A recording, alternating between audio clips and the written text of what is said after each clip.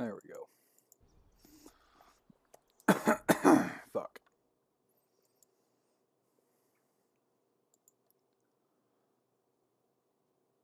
Do you own or...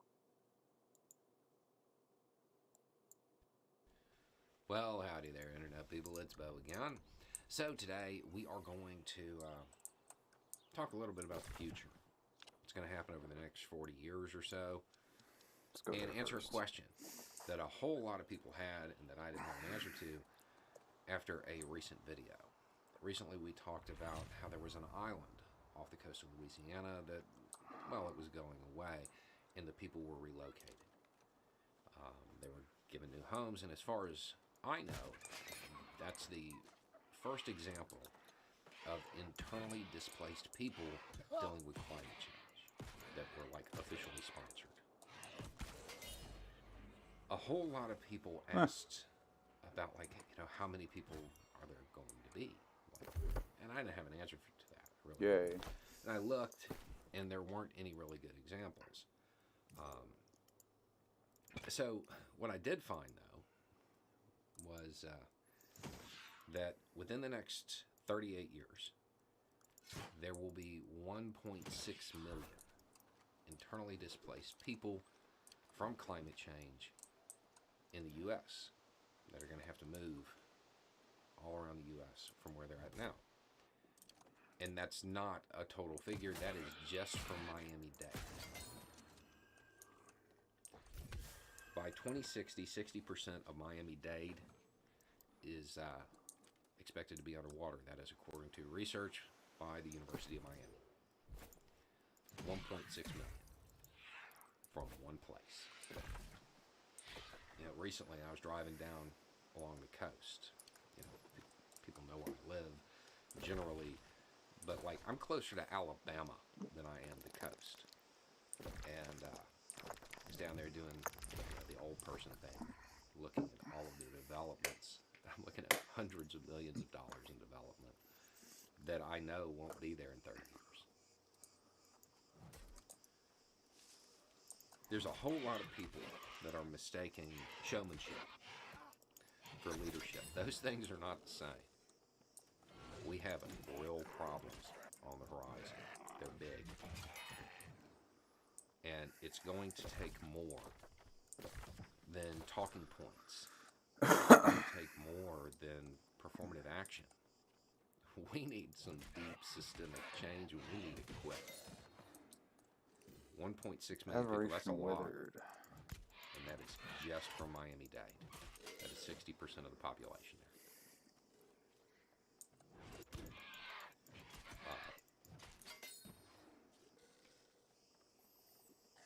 This problem isn't going to be solved by ignoring it. Ignoring it will make it worse because we won't make the changes that are necessary.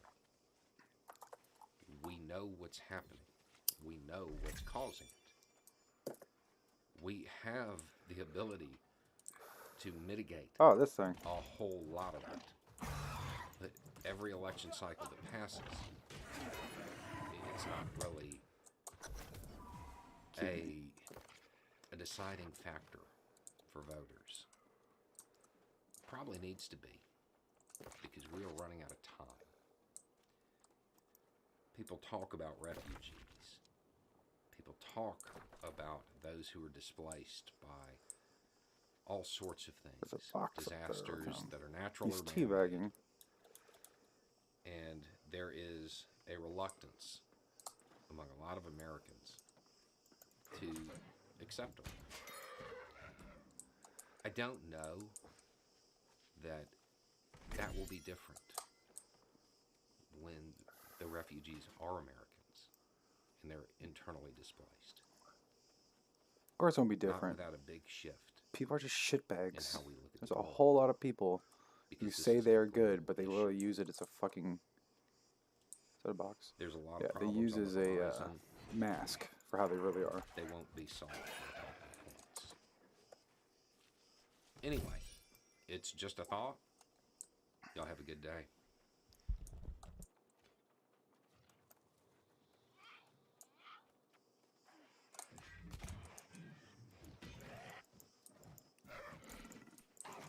Seriously? You bastard.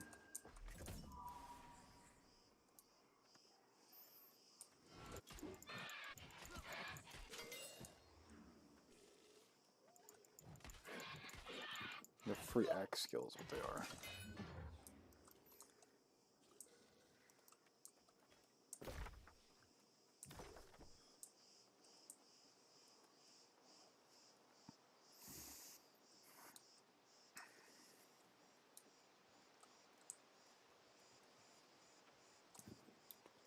But there's a box right here. Could be wrong though.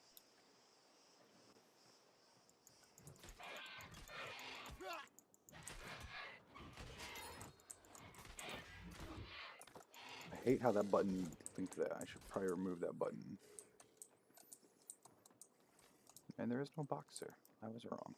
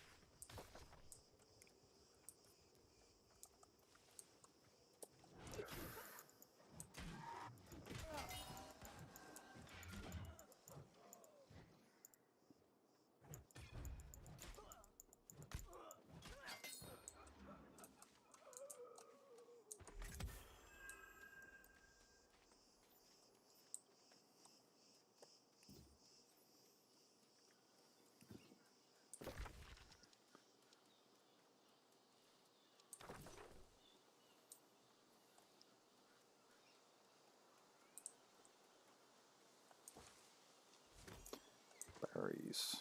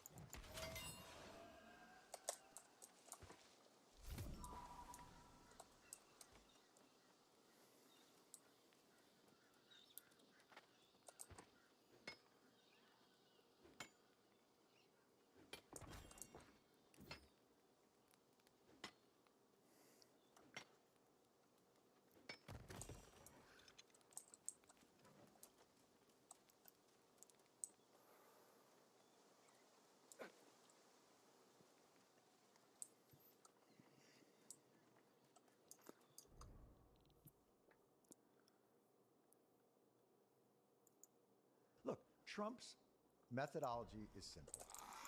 Delay, delay, delay, delay, delay, delay, delay, delay. As long as I can, delay, delay, delay. When I finally get called to account, I take the fifth.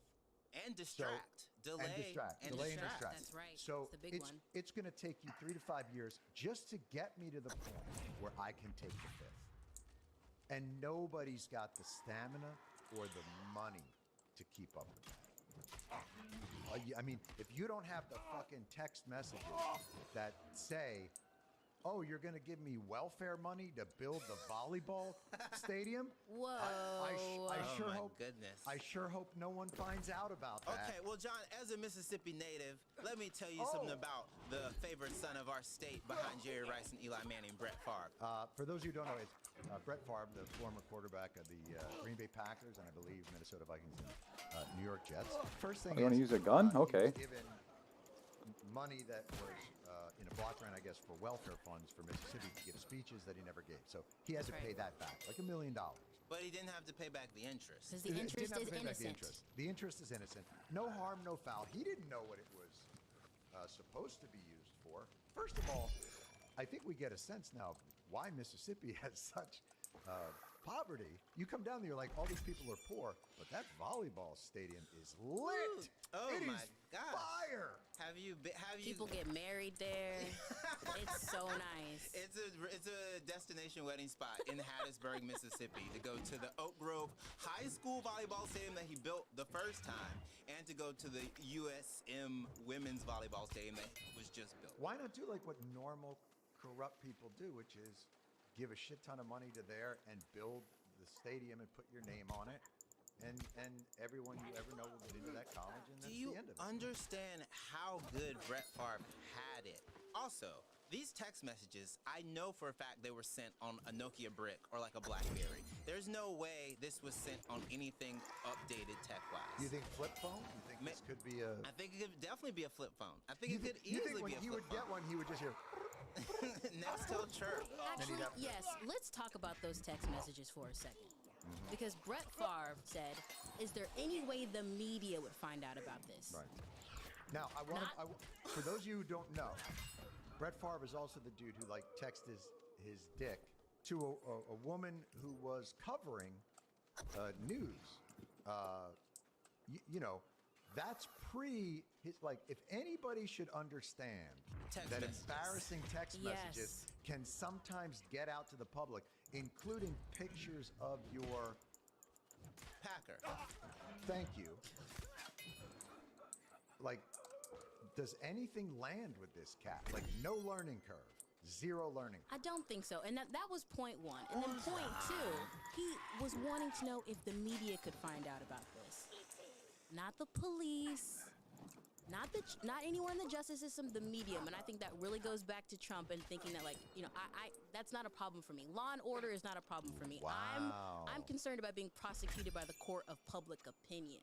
Because if he knows when this goes to trial or whatever, he will be just fine. But he doesn't want his Wow. legacy tarnished at all. And that's what that text message said to me. I got to tell you, though, I don't know that he's going to be fine. Like, this is one of those that's so outrageous. Like, this is diabolical in almost a cartoon villain sense. Like, it's one thing if he was, he committed a little bit of insurance fraud and he used that money to pay the thing. Like, you stole $5 million of money that had been dedicated to those who are suffering the most in your state, the state in which you're a hero. That's Dick Dastardly, big mustache That's true. twirling, you know, tying Penelope to the tracks kind of shit. Yeah. You know what it is? It's sloppy Trump. He's sloppy Trump. Like, Trump would never let this shit get tied back to him in that way.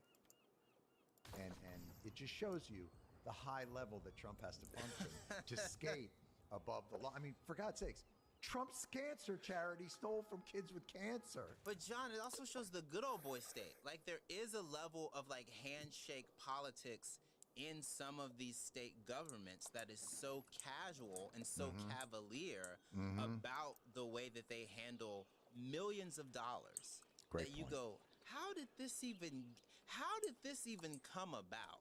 How did you even think that this would work? How are we at the point where you're going, oh, I guess we have to really do this? Because Takara was talking earlier.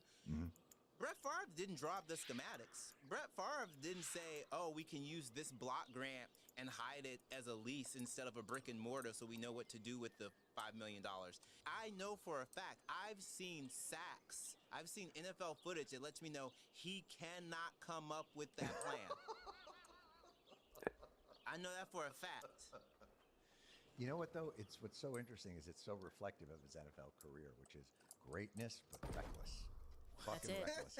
A lot of risk. And in a big spot, risk and reward. And he was just like, hey, man, I'm just going to continue. I'm just going to scramble and see if I can make something happen. Boy, did he, my And God. it got him to the Hall of Fame. But now, I'm going to send my dick to a reporter, and I'm going to get $5 million for a volleyball stadium and just top it off with some wink emojis that Oh I my sent from my gosh. Nokia.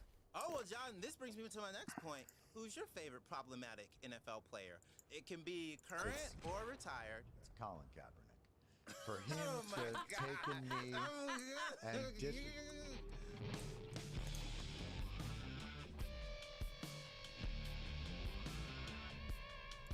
Everyone is leaving Twitch. How's it going, all? Welcome back to Mogul Mail. It's a nice shirt. Before we jump into today's story, I kind of have a weird problem. Not even a problem because I don't need to fix it, but something that I've noticed recently. Maybe you've noticed it too. This channel, for whatever reason, is performing better than my main channel, even though I don't edit the videos. And I think the reason why is because so many of you guys are interested in what's going on, but just don't have the time to keep up with what feels like... What a horrible problem. His second channel is doing better than his main channel. I wonder what that's like. That probably sucks, man. High school drama that happens on a day-to-day basis It's with rough. Twitch streamers. And so you come to me. So anyway, thanks for that, I think. And let's jump into today's story. Go for A it. little insider baseball. We're going to talk about how Twitch is falling apart at the seams and what you can do if you're thinking about switching over to YouTube. Maybe as a Okay. viewer or a streamer. It's no question to anybody what's been happening at Twitch. Just go to the trending page and you'll see, Slick, Pokey, for whatever reason, maybe because she has a soft-spoken voice, Mitch Jones, who is kind of a psycho, and many, many, many more people who seem to be in hot water every single day. Not to mention Twitch themselves, who are in hot water. They've announced pay cuts for top streamers. said no from comment, 70% guys. down to 50%, which we've talked about before. They also announced that they're removing the host feature, which Yeah, it's like that's like, let me see. Can I please go back to the expression that he had? Where the fuck was it? It's like, why? Why are you like what? What the fuck? who That's perfectly asked? paused. Like, who wants this removed? Who's like, man, this hosting thing is such a problem. Like, everybody's been doing this for a long time. Now, I understand it. I do understand it because hosting can be confusing for viewers. Like, every time I host Rich, someone is in my chat, man, fuck you, Rich, you sellout bitch. You think I'm gonna watch your fucking stream? Get the fuck out of here. Why won't he read my messages? Fuck you, Rich. Hey, Rich, how does it feel grifting Final Fantasy 14? Hey, yo, fuck you, Rich. You faked liking the story. You fake cried. And they're typing this shit in my offline chat while I'm hosting Rich, and he doesn't even see any of it. He didn't even know this happened. which seems weird. I think I get the idea that you prefer to do raids where you send all the chatters from one stream to another as opposed to Yeah. hosting, which is just kind of putting a picture in picture and you still chat in the original viewers page. But it doesn't make sense. Why would you remove features ever? I don't get it. And we made a little silly tweet from Truffle saying for folks Okay. switching to YouTube, we got you covered, right? Because if you're gonna stream on YouTube, you can only get Truffle. And we had news from Iron Mouse in Point Cross. So it seems like this Hold up. only get Truffle. For folks switching to YouTube, we got you covered. Channel points, predictions, better emotes, and chat. Plus a ton of other developers are building. We're working towards rolling out our waitlist and more. What Yeah, am I I mean, missing for that I don't one? know. I mean, there could be a world where I Rawhide stream on and YouTube. fibers. Oh shit. I haven't really thought about it that much because, like, I don't know. I mean, if I want to stream on YouTube and I feel like it would be better for my channel, Fibers I would be would the other probably way up do here. it. Right now, I think that it's better for me to just stream on Twitch and then upload onto YouTube. Maybe one day I'll try out YouTube streaming and just see what it's like.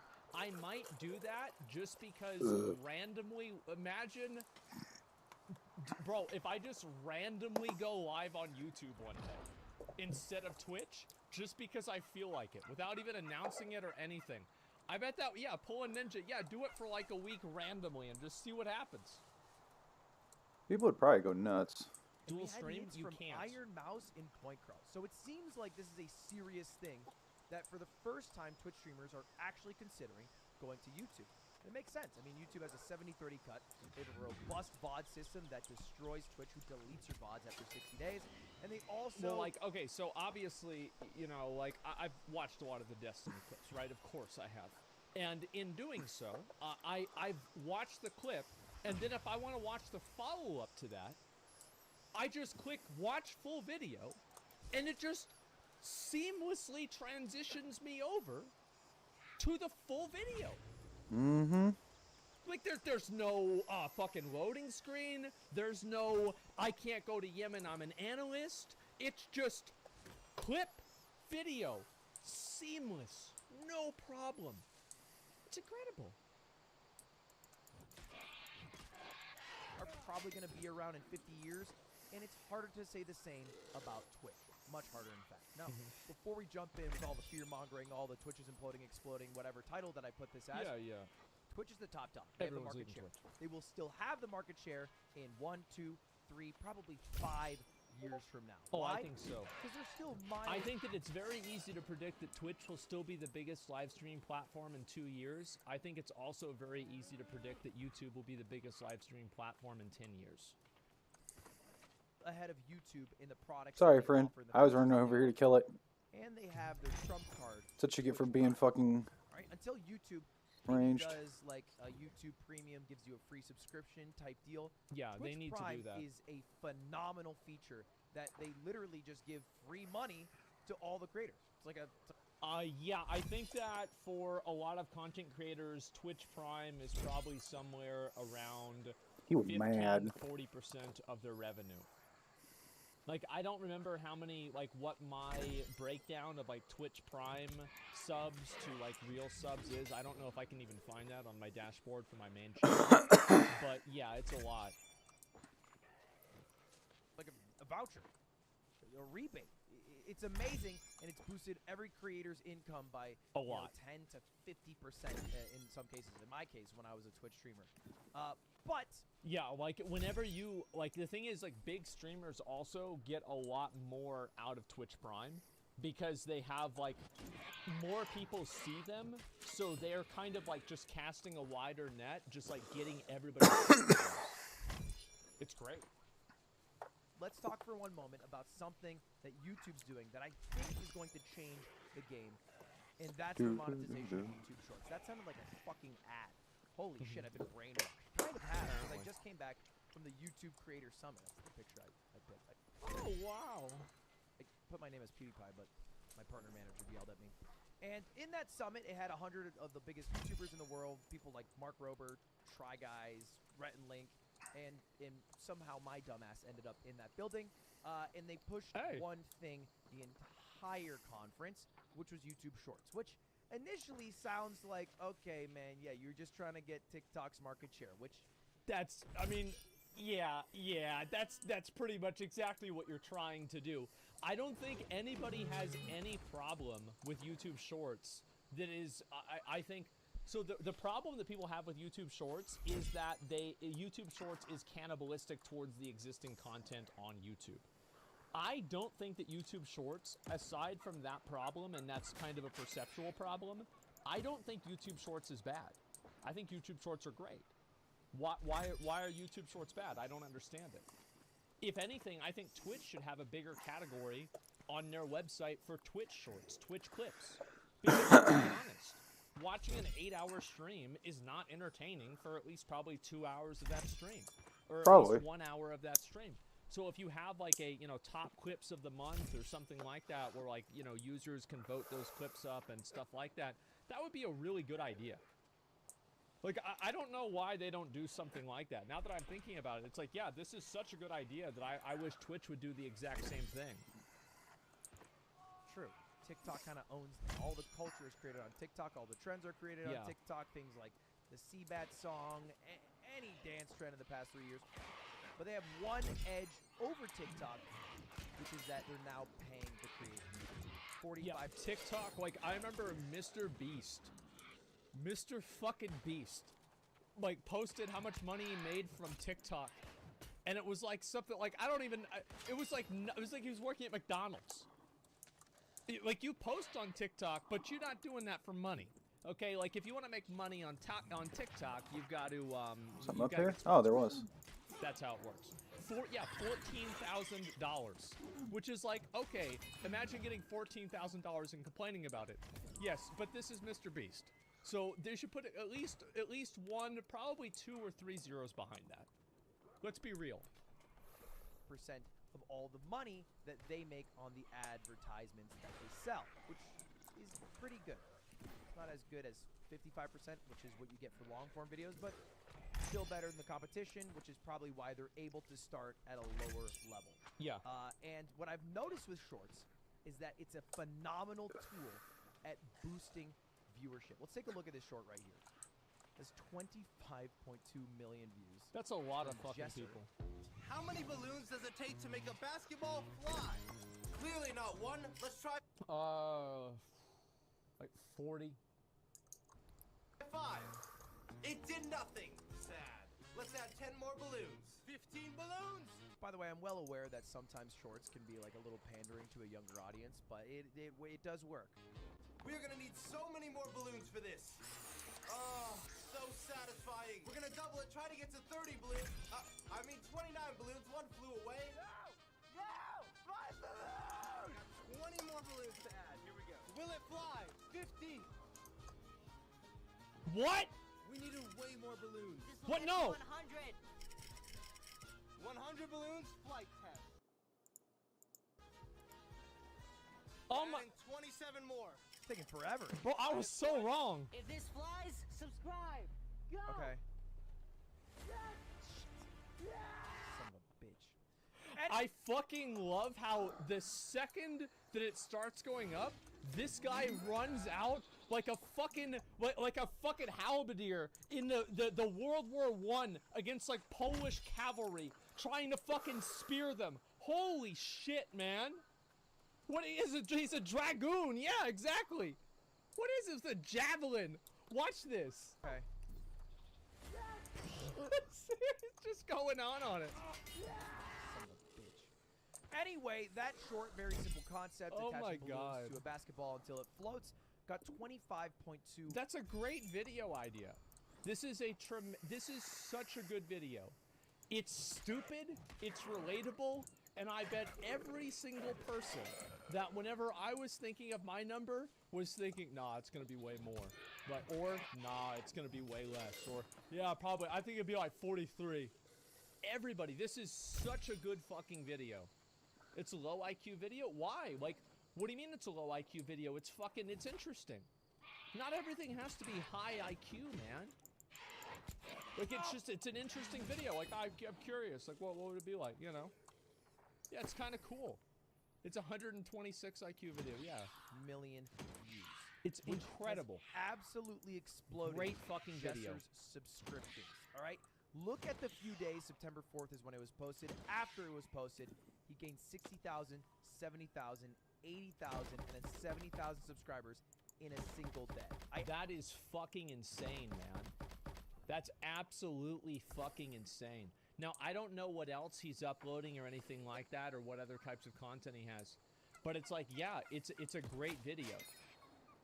Yeah, start making shorts. There you go. Some people grind for years for 200K more subs.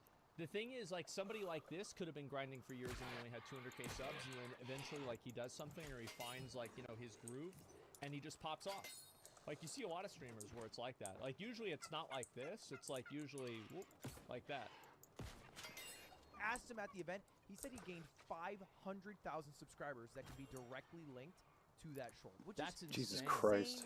numbers. Subscription Wow. numbers are inflating because of this. Now, it doesn't necessarily good thing. increase the viewership on longer form video. If you look at these, Well, of course it doesn't. Why would it? It's like there's no reason for it to increase the viewership on a longer form video, because it's like people are watching short videos because they're short videos. Like, that's one of the values that a short video provides. One of the big values that it provides is the fact that it is short. So if you take that away, then, you know, you lose some of the audience. seems to be doing relatively similar It's to like like- a channel of my size. It's like, imagine if I did a stream, but it wasn't actually a stream. It was just like I recorded the stream and then I played the stream live. Would that be as interesting as if it was actually live? No, because part of the appeal of a live stream is, imagine this, it's live.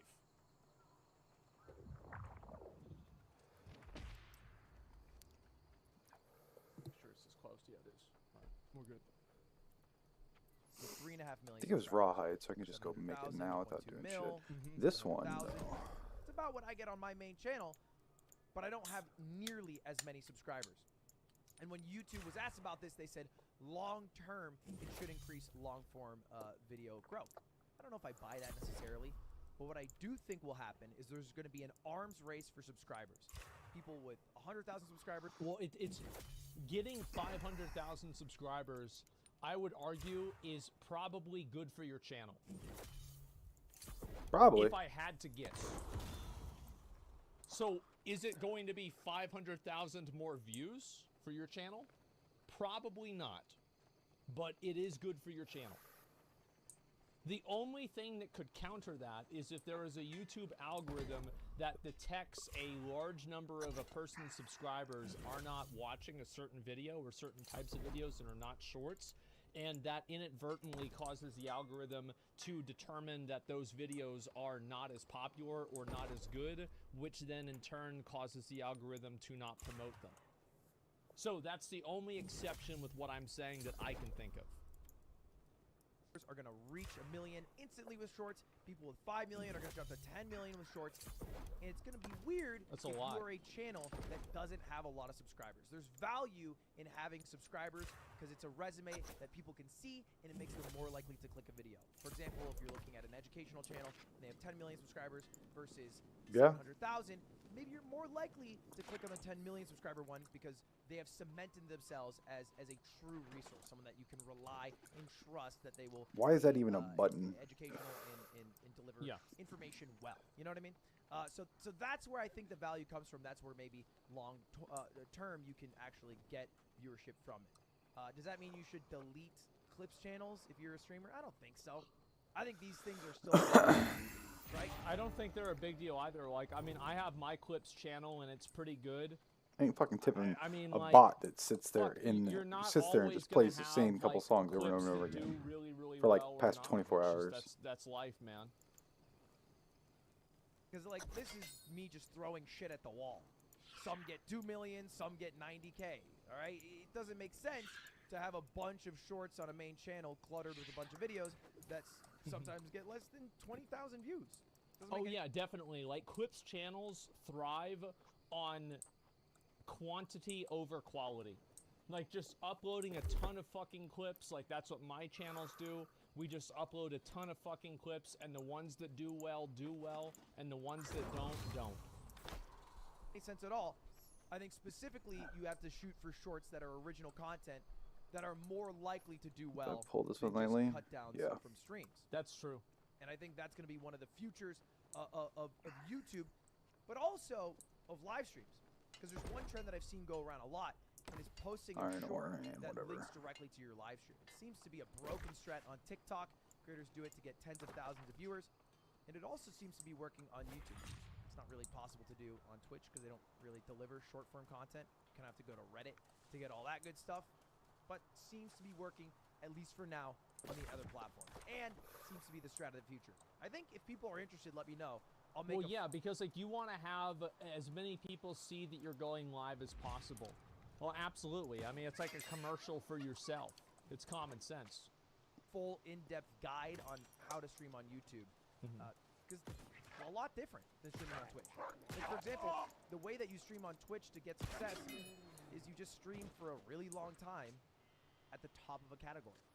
Like, if I go to just chatting right now, it's sorted high to low. I do find that to be unhealthy. I don't like how there is a focus that streamers have around streaming for a long period of time.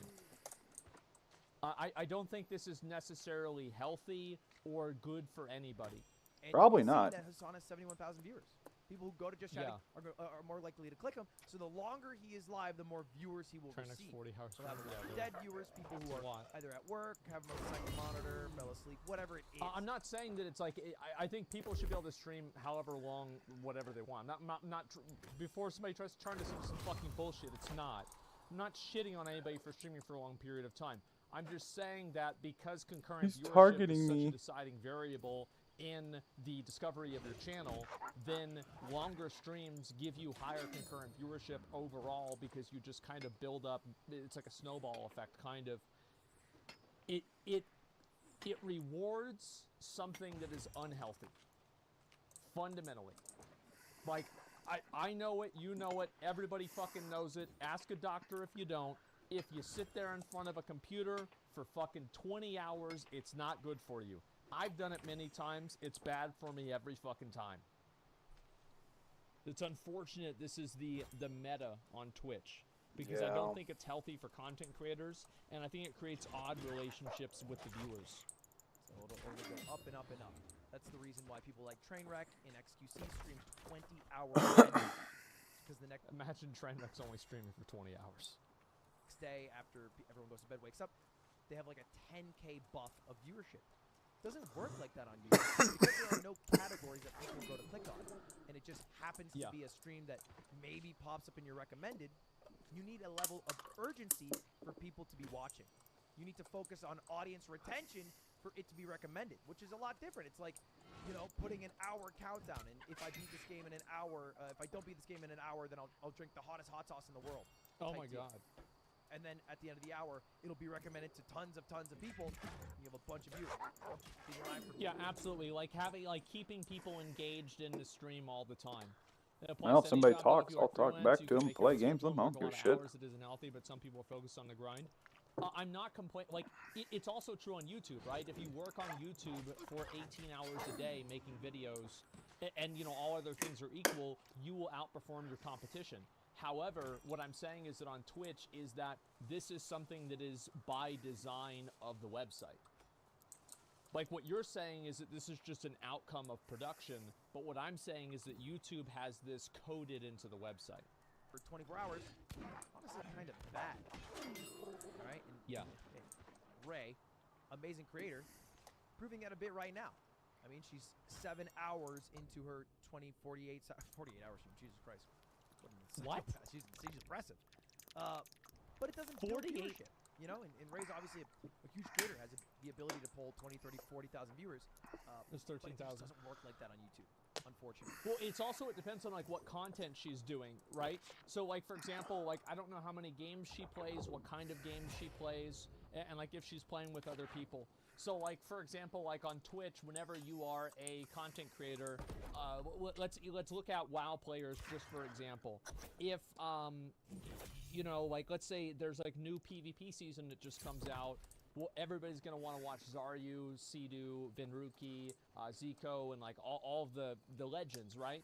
And if there's a new raid that comes out, people are gonna want to watch like Max and like just other people that are doing the raid. If there's a new classic patch that comes out, people are gonna want to watch Joker. So even whenever those guys tipping your that ass. I had mentioned, whenever they themselves do something different in their own game, they're going to get lower viewership because that's not necessarily what they're known for.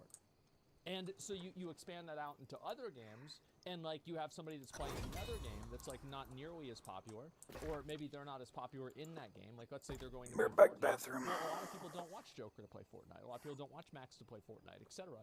So whenever they swap over, they lose a large audience. So I think there's a lot of other reasons why somebody would have a lower audience for something like this. But what I'm saying, what Ludwig is saying is true. I'm just saying that there is a bigger picture that I know that he knows too.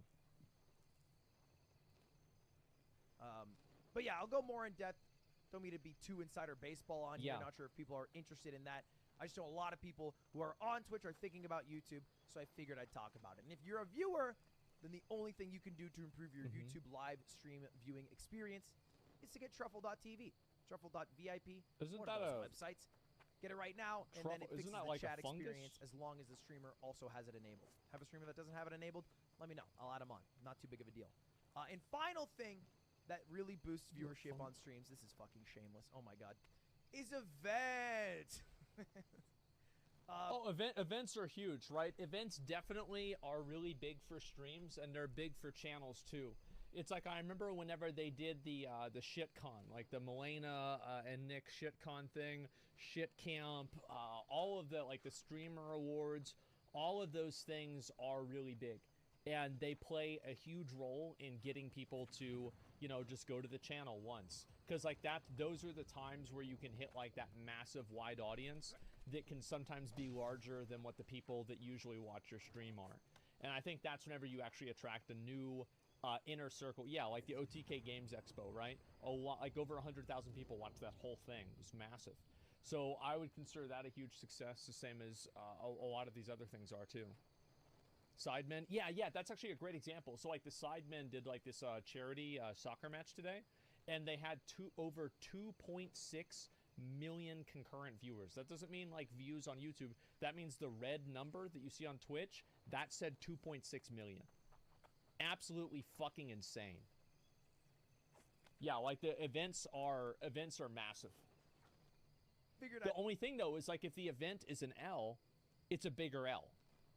So it's like the events are like rarely like neutral. They're either really, really good or just like kind of bad and they kill hype. I'm gonna announce it here at the end of this. I'm announcing a big event. Any move can be the last you make. What's this? I think the biggest of my career.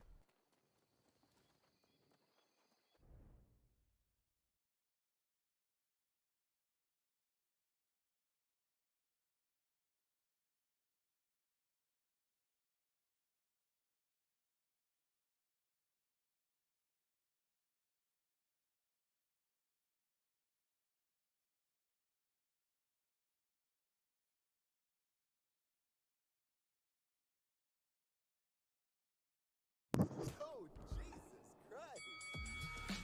What the fuck? Wait. That's right! I'm running a chess boxing event with a bunch of your favorite influencers and What? A chess boxing event? Have you never How heard does chess this boxing? work? It's hilarious. even to professional chess players.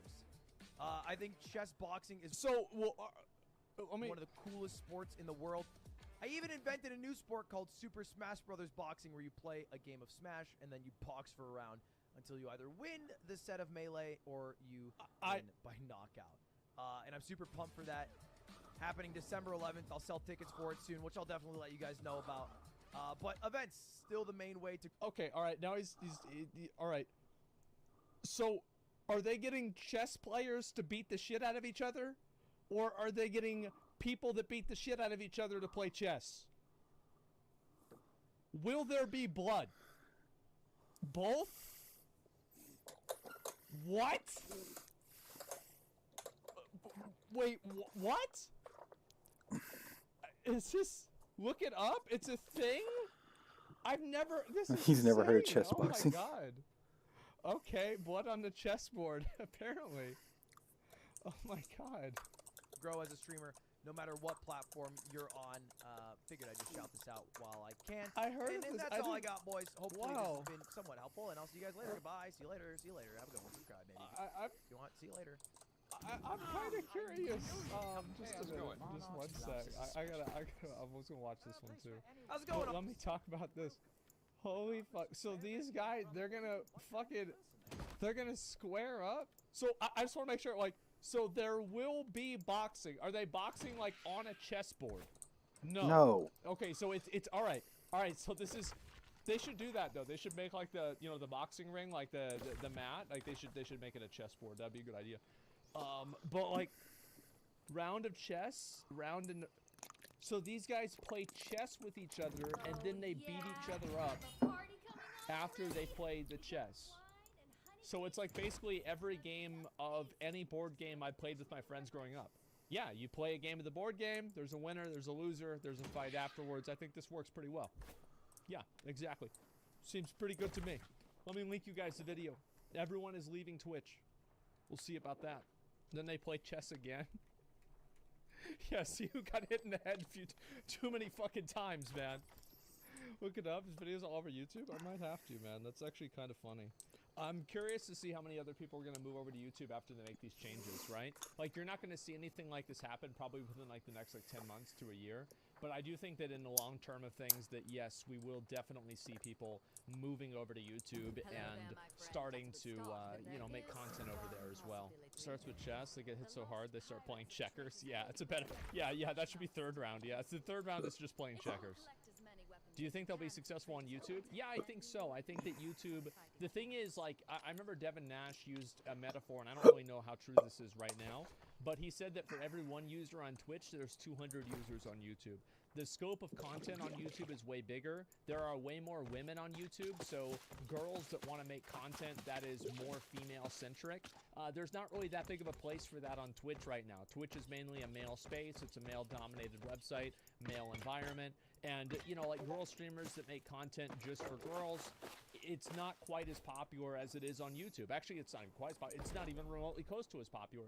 Look at a lot of the makeup YouTubers. These people are fucking massive, and all kinds of stuff like that. Yeah, YouTube is easily more accessible too. Exactly.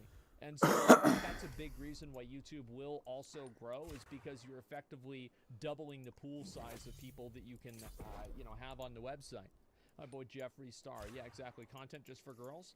Content just for girls? I think it's like different types of games, different types of audiences. I think women, like, I mean, are we going to pretend like, you know, male content creators don't more often attract male audiences and female content creators don't more often attract female audiences? Like, the fact is, like, a lot of people want to watch somebody who they can relate to, etc. And being able to relate to somebody through their gender makes it a lot easier. Also, there's, like, things that women only do, like things like makeup, etc. And I think there's just so many more opportunities for that on on YouTube. That's it. And male makeup artists are popular. Oh, yeah, like James Charles, Jeffree Star. Absolutely.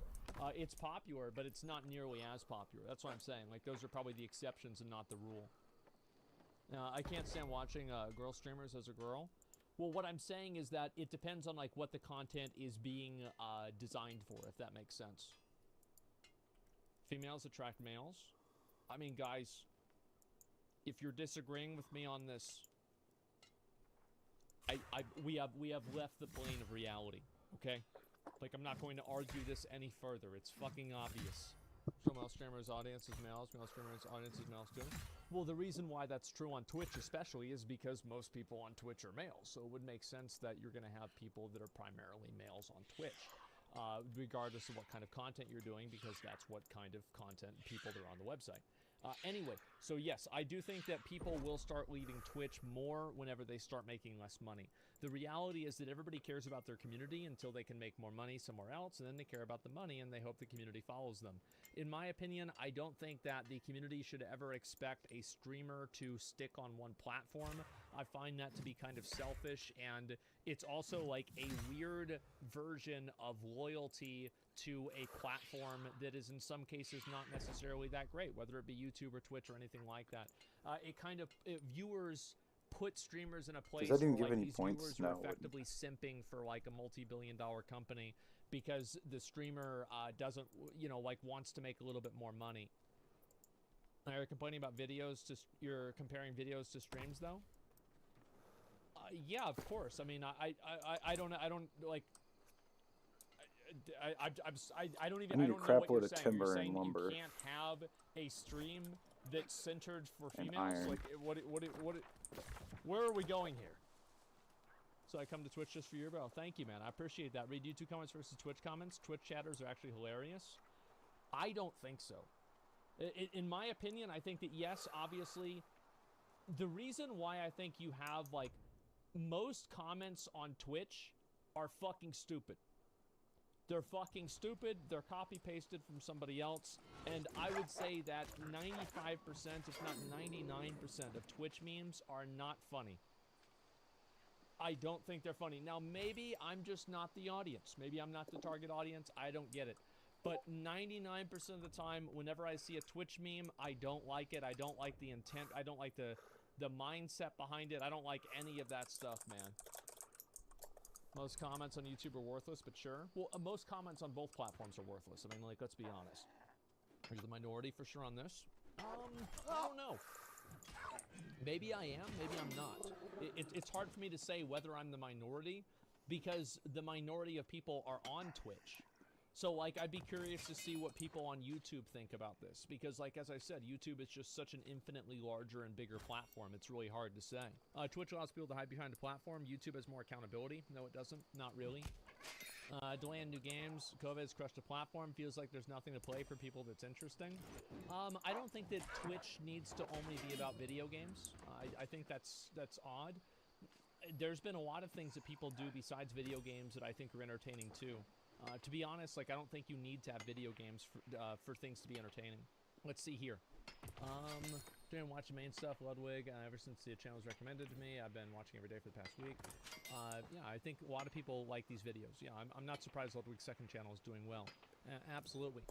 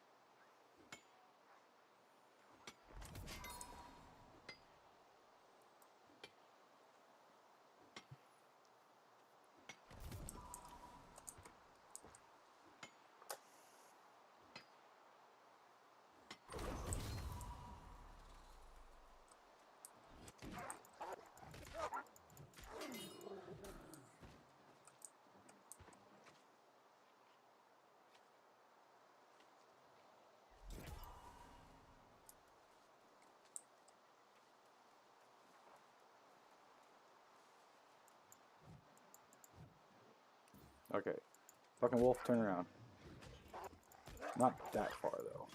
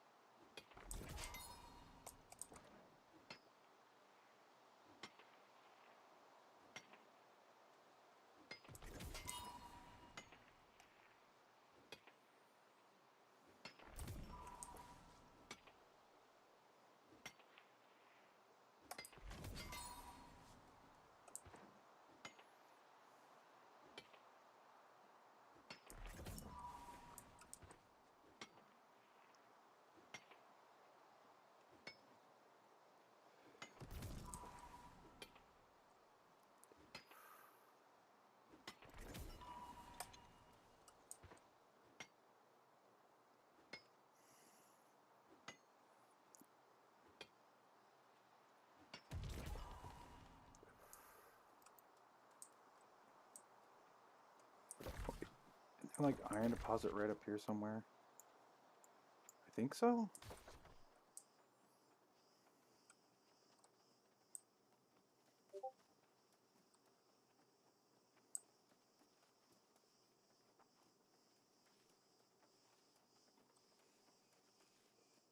Yeah, here they are.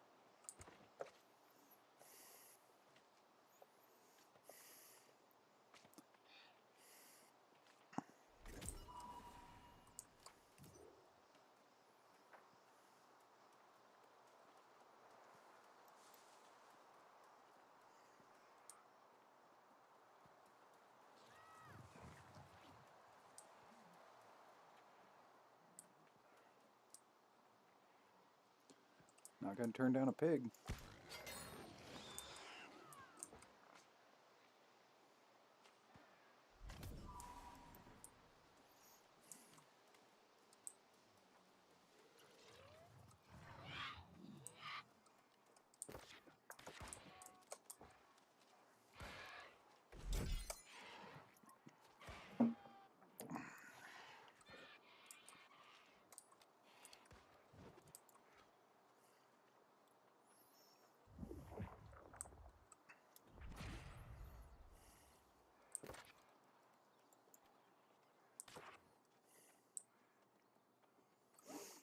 I don't think I picked up anything for that. I wish I did, but I don't think I did.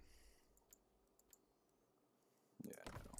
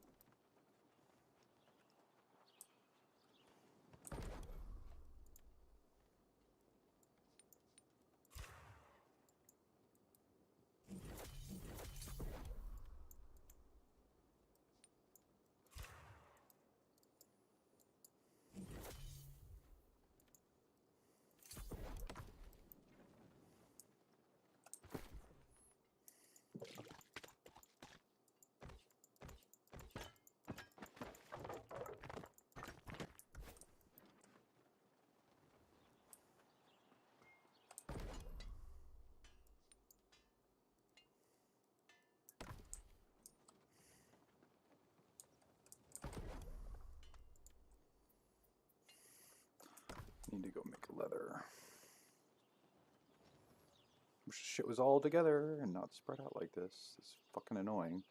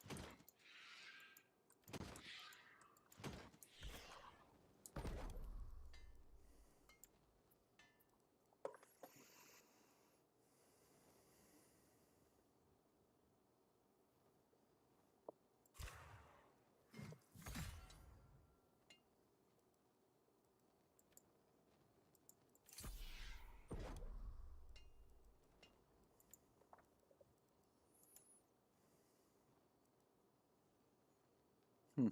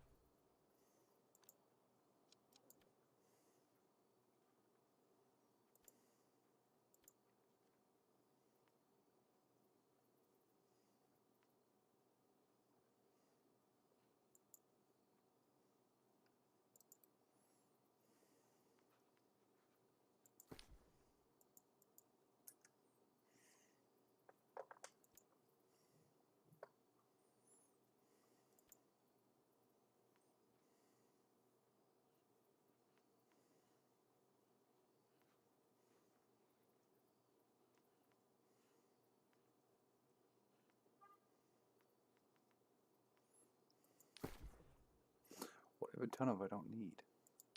That doesn't sell for shit. That always sells well. I just don't have a crap ton of it.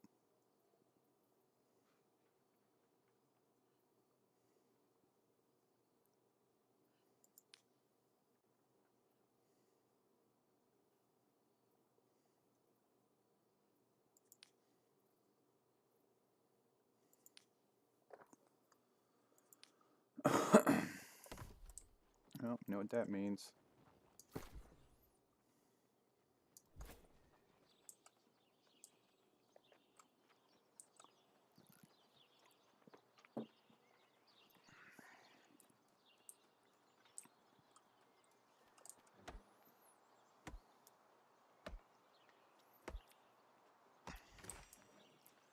Back to everyone's favorite pastime, cutting down trees.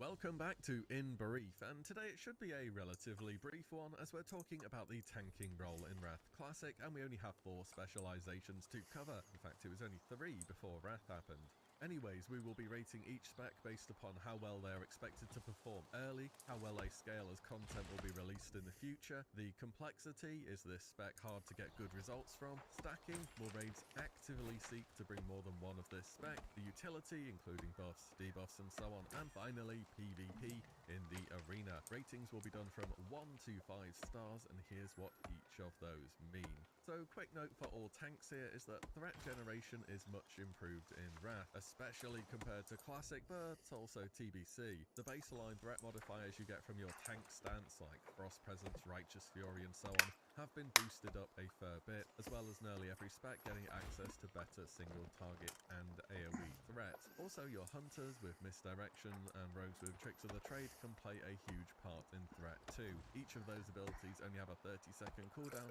so they better be making the most of that. With that said, let's begin. Who are all First these up is the fucking people? Protection Paladin, and I feel as though I can say without a doubt this is the go-to main tank for the expansion. Oh Since god. TBC had the Feral Druid.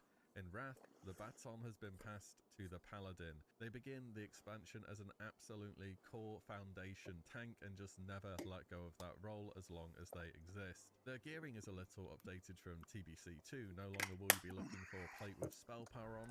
Instead, now strength will be converted to spell power through a new talent. They have both very good, though not quite the best, abilities to generate threat on single target and AoE. So if I'm honest, once the Paladins pick something up, you really have to try and over-aggro at that point. Saying that, Naxxramas and ICC are full of undead, and an updated Holy Wrath, which is instant cast Everyone wants up to 3 targets, and they don't even share a cooldown. You also have a much more active playstyle. TBC was kind of Holy Shield, Consecration, and then just look fancy in the meantime.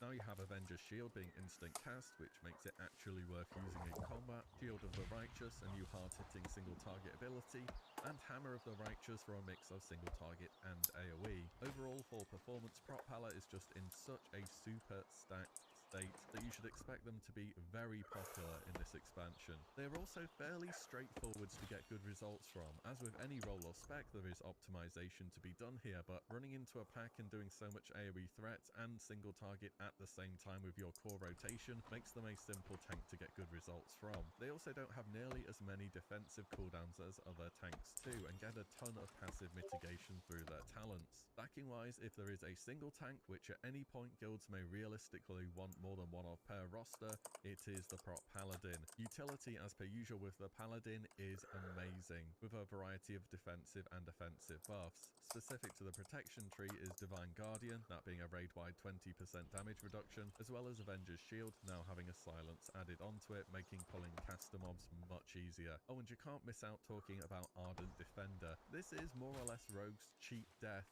on a tank.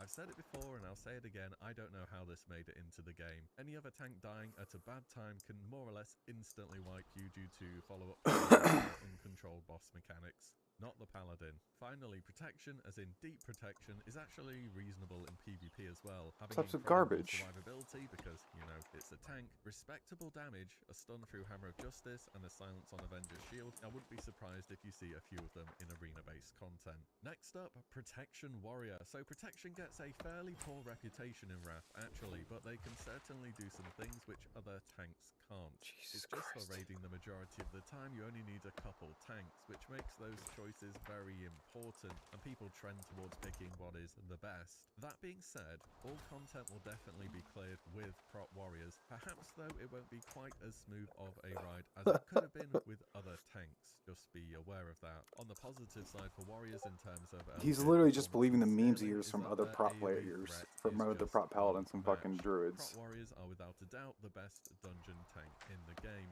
Yes, better than prop paladins. I know that's kind of weird to say, seeing how things are in TBC at the moment. Revenge auto cleaves for a ton of damage. Shockwave hits hard, stuns, and is on a short cooldown. You can glyph cleave to hit an extra target. Thunderclap really does damage now, and more importantly, its target cap has been removed and it can crit. So when you spec into deep wounds in the arms tree, you thunderclap and it crits on targets, you're generating an absolutely enormous amount of AoE threat. This takes Warrior on AoE from having to sweat and tab spam Devastate to run in, press Thunderclap and Shockwave, and that's the AoE sorted. Next pack, please.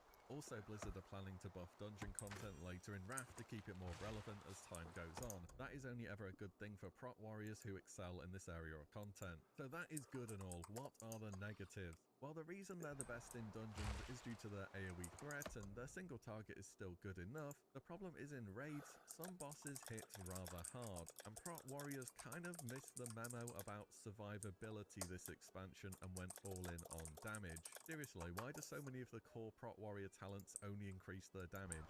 Shield block was also changed from a short cooldown ability to a much more longer one too, leaving warriors in a place where they often take more damage spikes than other tanks would. I've put the complexity Only up if you a bit build too them for because of damage. this. Prop The thing warriors is, need to be a little more thing is, people gear them for damage while also having the talents that go for damage, when you should gear them for survivability with their damage talents. That's what I did during normal Wrath, and why I was able to do several world firsts with a fucking prot warrior easily. If you gear for survivability while abusing the talents that give you damage, you literally come out this on top out of all tanks. It's not fucking hard. But these people were like, oh, I want to take these talents that give me damage and also try to do the gear for damage with damage trinkets and such. And then they get fucking clapped and wonder why. Jesus Christ, it's not hard. on the ball with planning cooldowns and keeping all their abilities rolling at the same time. In dungeons it's pretty simple, you just spam your AoE and don't have to worry too much, but in raids things can get a bit tricky. Stacking isn't likely to happen, not only because, well, there's just not many reasons to be honest, but an important part of Prot Warrior's threat generation is not only dealing damage, but taking damage to generate You don't rage. have to take They a whole bunch of kind damage to need generate main rage, you just tank, have to get and that parries, means you're blocks, and competing with dodges. Prot Paladin, which in Wrath is a pretty difficult thing to do. Utility is good, however. They are the most mobile tank, being able to charge, intercept, or intervene without having to leave defensive stance thanks to a new talent. They have improved Thunderclap, Demo Shout, Sunder, Vigilance to reduce damage taken on a raid member and increase your threat a little bit. You can talent into a Blanket Silence on your Interrupt and Heroic Throw. You have an AoE stun in Shockwave, a single target stun in Concussive Blow, and Shield Wall has been lowered to a 5-minute cooldown and reduces damage by 60%, which is still the best on-demand tank cooldown in the game by a long way. They also have a Disarm and Spell Reflect, I might as well just mention those too. So yes, warriors have a lot of buttons to press and a lot of utility. Prot warriors are also quite good in PvP for the reasons I just went over. They have a ton of utility and situational spells. They can also deal some very surprising burst damage for a tank. What the Later fuck? game, when you have more access to armor penetration, you're going to see Prot warriors global people with their shield slam. Next, the Blood and Death Knight. So If Prot Pala's going to be the most common main tank, Blood will be the most common off tank. I wouldn't be surprised if most raids opt for this tanking lineup. Now, with this being the Wrath Death Knight, the tanking spec doesn't have a defined role as it did in Cataclysm and beyond, to strictly only being Blood. Frost or even Unholy tanking isn't even that bad, maybe for dungeon content that is. For raids you'll be thinking about dropping quite a few points into Blood. Blood DK both begins the expansion strong and continue to get better as time goes on. What I like about Blood in Wrath is the degree of self-sufficiency as a tank that they have. The way that Blood tanks is way ahead of its time in terms of design. In expansions that came later, other tanks would go on to explore more active mitigation similar to the Blood DK. This is because Blood has tons of options to heal themselves. Other tanks take damage, they sometimes have access to defensive abilities, but healers need to top them up. Blood DKs can just straight up live by themselves for a long time. Blood also boasts the best single target threat generation in the game, bar none. In a later patch in Wrath, Blizzard added a huge threat modifier to Icy Touch, making it more or less a spammable ranged taunt. Their AoE threat is good, but needs some time to ramp up a little through diseases, death and decay, and blood boil. I've also given a bit of a higher complexity rating, because Blood, like Prot Warriors, have a lot of buttons to press. On a baseline level, pressing Icy Touch and never having to worry about threat is, yeah, pretty easy. But I'd say there's definitely more to it though. Making sure you have runes appropriate to what you're going to be pulling, going into AoE and not having any runes is a disaster waiting to happen. Blood also has tons and tons of cooldowns. Icebound Fortitude, Anti-Magic Shell, Blood Tap, Empower Rune Weapon, Vampiric Blood, Rune Tap, and managing all of those will separate Blood DKs that constantly take spiky damage and those that know what they will need and for when. For stacking them, it's not even bad if you have more than one, but will people actively seek out more than one per roster? I don't see it happening. Blood DK is a utility powerhouse.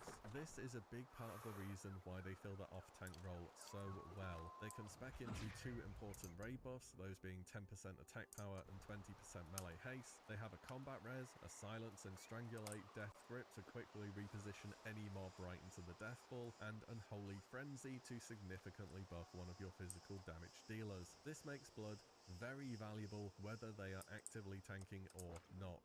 As for PvP, they are very annoying, but they don't really do any damage to pose an actual threat. They do take forever to deal with though, so you'll probably see a few in Battlegrounds. Which means finally we have the Feral tanks. They were super powerful throughout the whole of TBC. How are things in Wrath? Well, they're not as good, if I'm being honest. It's a similar situation to what I said about Warriors though. People will clear the content with this spec, it'll just be not as easy as with other options. They start off having a rougher time than other tanks do, and the problem isn't necessarily down to survivability. Bears have always been known for having huge health bars, and that remains true in Wrath. It's all about the threat generation. Both on Yeah, the bears single can't make target shit for and threat. AoE, it's just weaker than what other tanks are able to pull Well, single off. target, I remember Every them being really single bad. other tank got new buttons to press in both scenarios. Ferals are still over here, mangling and swiping. In fact, swipe is all they really have going for them on consistent AoE. Sure, you can press Berserk, which makes them god tier on 3 targets when that's up, but that's your big 3-minute cooldown. For AoE, bears feel like they are just missing something and needed another button to press here. They do scale up quite well in terms of survivability though, and if you can say one thing about feral tanks, is that at least their damage intake is more consistent than others, and they have powerful cooldowns in Bark Skin and Survival Instincts. Complexity-wise, I've gone for an average score here. The reason why is because despite single target being very simple to pull off, on AoE you're going to have to be spamming swipe and then tabbing between targets and mauling or mangling, kind of like how a Prot Warrior plays in TBC at the moment. So I think it kind of goes without saying, but you won't exactly be looking to stack feral tanks either. On utility, they have a number of things going for them. Your standard Druid Innovate,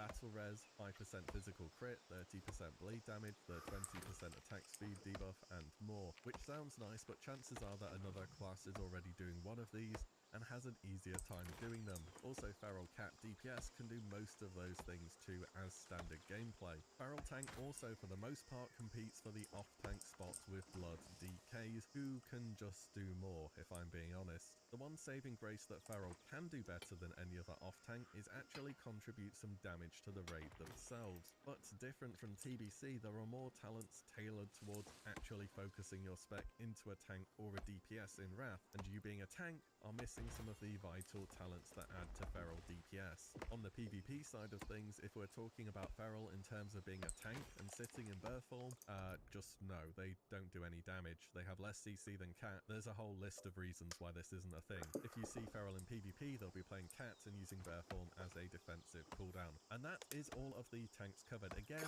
those are my impressions of the specializations with trying to keep things...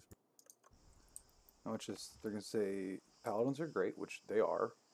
And then they're going to say Druids are bad, which is wrong. Welcome back to In Brief, a mini-series where I want to talk about each role in the game and break down the specializations which go into it. There'll be a playlist below with the other roles I've done so far, as well as much more in-depth videos about every single class and spec in the game. So if you see anything you want to hear more about, you can check that out below. Here's a quick breakdown of the points we'll be talking about for each spec today. How well they perform in raids early on, how well each specialization scales, how difficult they are to pick up and play on a fairly basic level. Will raids want to try and stack this particular spec, the utility they offer in terms of buffs and debuffs, and finally, PvP.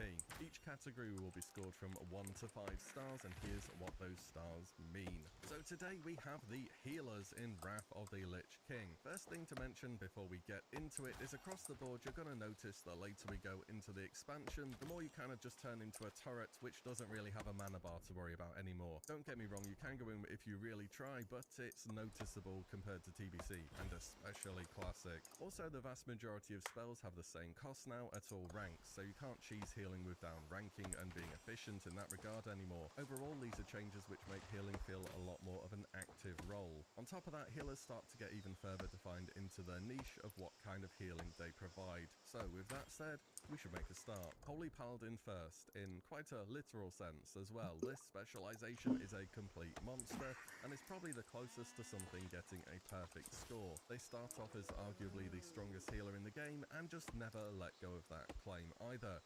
With amazing mana efficiency, Avenging Wrath now grants 30% bonus heals in addition to damage, a much lower cooldown on Holy Shock, the Holy Paladin feels great to play. In the past, it's often been seen as the single target healer. However, now it's more of a cleave healer thanks to Beacon of Light copying their heals to a second target. Holy Paladins also do a huge amount of passive healing through the likes of Glyph of Holy Light and Judgment of Light. As the expansion progresses, they just keep getting better and better as gear improves. Realistically, you could expect the Holy Paladin to be the top healer from day one to the very end. They are just that good. Holy Paladins have often been seen as super easy to play though, a literal one-button class, which gives you good results but not in the most interesting of ways. For Wrath, this also changes up as well. You need to maintain your Judgment of the Pure buff, keep your Beacon active, you have a shorter cooldown on Holy Shock, and you just have generally more buttons which you care about. And now that healing power has just been converted to spell power, you have more reasons to fill in and do some actual damage during downtime as well. In terms of stacking, Holy Paladin will be the healer that is stacked, as in guilds will actively seek out to have more than one of them on their roster. Now you don't need as many Holy Paladins as you did Shaman for TBC, but they are very much wanted and often more than one of them. This isn't true for any other healer, so I had to give them top marks here. Paladin utility is excellent, and that's without even taking the spec into consideration. As per usual, they have their abilities such as Hand of Protection, Freedom, Sacrifice, Salvation, Lay on Hands, the talented Divine Guardian for a raid-wide 20% damage reduction, and Aura Mastery. Yeah, they're good. They're really good. They are also arguably the best healer in PvP as well, having the same incredible set of utility in their kit, a ton of CC protection through sharing damage with Divine Guardian and Hand of Sacrifice, Sacred Cleansing to tilt casters into oblivion, a far better on-the-move toolkit through Holy Shock, Sacred Shield, various procs, and so on. Out in the world at the moment, I am seeing so much Paladin, and I'm hoping a fair amount of them want to give Holy a try, because it really is worth it. Next, the Discipline Priest. So this specialization was kind of used in TBC. It had improved Divine Spirit, Power Infusion, and Pain Suppression that were all certainly nice, but it wasn't so much of a dedicated healer as it was a support class. This changes in Wrath, and it changes a lot. Early on, you'll definitely have guilds after a Disc Priest for their roster. They start the expansion as a strong healer, and as they gradually scale up and get more gear, they improve by a lot. Seeing the best results on Disc is kind of fight dependent though. The way Discipline heals is completely different to anyone else. Other healers have damage happen and then they restore it. Disc stops damage from ever happening in the first place, and that's done through power word shield spam, which, believe me, you're going to be spamming a lot if you play this spec. This unique way of healing makes Disc fill a niche that literally no one else can do. However, they are definitely on the simpler side of things for healers. It really is going to be a lot of shield spam. Between that, you have the new End of Tantry abilities in Penance and the standard access to good AoE heals that priests always do. In terms of stacking, put it like this: you may not always want a second of any other healer, but it's generally fine if you do. You kinda only ever want one Disc Priest, and only one.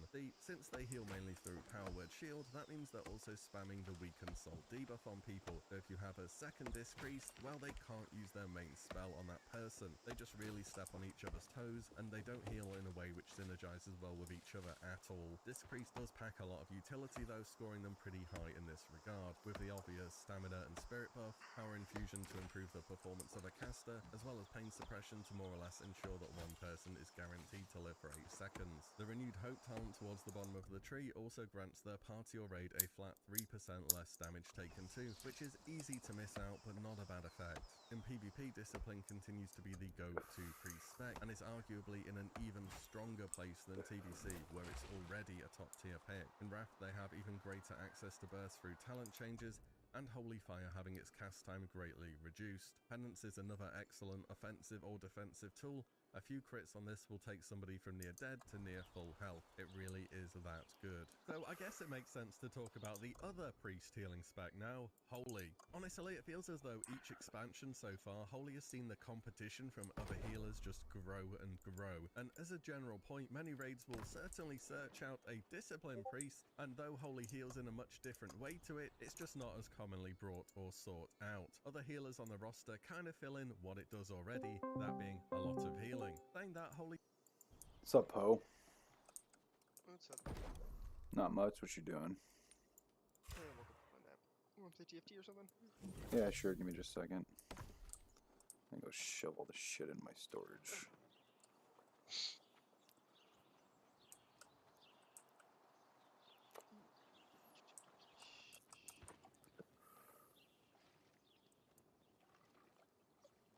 Lunar had a mild health scare, so but he What seems happened? to be okay-ish.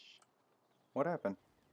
I don't know, something about waking up in the middle of the night sick, which is not surprising for him, but then like coughing a whole bunch, and then coughing up blood, and then puking up blood. Sounds like an ulcer. Yeah, apparently he did some checking to be like, I should go to the ER, and he double checked some stuff online to see what it might be. And they're like, don't go to the ER unless you keep coughing up blood. Like, give it, I don't know, an hour. And he waited for like an hour, and it just went away. And so No, you should go to a doctor, because that sounds like a periodic ulcer. It'll open up every now and then. maybe. And it's probably on the back wall of his stomach if it happened when he's asleep, because he's They would laying know. down. He just got scoped like last month. Like they would know of something like that. Well, see, that's the thing. When you do the scope, it can actually cause damage when they pull it out, and they won't know about it. Because that happened to my uncle when he got scoped. He didn't have problems. They're like, okay, you're good. But apparently when they pulled it out, they damaged something on the way out and caused it. And he started doing the same thing you're just describing with him. And I'm like, Yeah, but he got scoped like last month or something like that. So I feel like everything Yeah, I think it took like 2 or 3 weeks for my fucking Uncle Mark to get that. weird. So. Because basically what it did was he it, said that, hmm?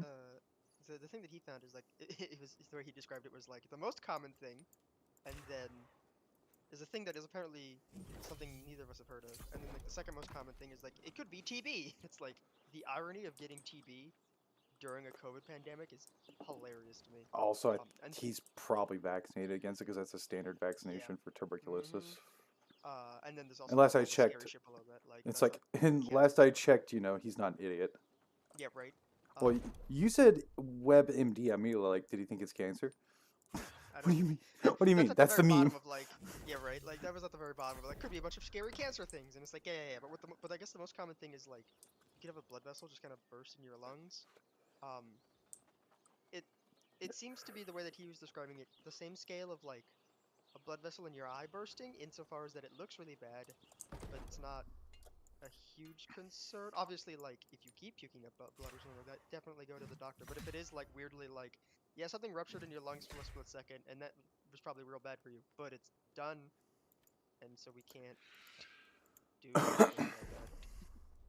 Just sounds So I like don't know. a terrible thing.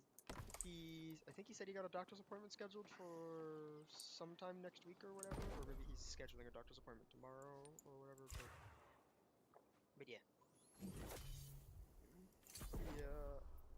He was around earlier, like, or a couple hours ago before I went to go take a nap, and he seems to be like sick-ish, or just maybe just feeling incredibly shitty, but he hasn't had anything continue. So it's like, I hope you're fine. I was kind of surprised when he explained this, and I'm like, why are you here? Not in a fucking ER. Yeah, that's something I would have woke up, cough blood, and been like already reaching for the phone. Be like, Yeah, here it's nope. Yeah, that's my thought, but Well, he's you been know, we don't know because it's like well, like you're describing, like the doctor be like, well, we don't know because it already stopped. They'd be like, well, yeah, that's why your first response should have been, yeah. wake up, cough blood, in car before done first cough. Like, what do you mean? Fucking, I am gone. The only thing that I empathize with is the idea of like wait and see if it keeps going, then go to the ER. Just because if not for the fact that there's a fucking COVID pandemic on, I'm pretty sure the ER definitely needs the help it can get for people not going in if they technically don't need to be there because they have to handle all the fucking COVID patients. So it's like I empathize in that respect. I disagree. Oh yeah, I would But have gone immediately. Sorry, yeah. nope. And exit to Windows, or desktop, whatever.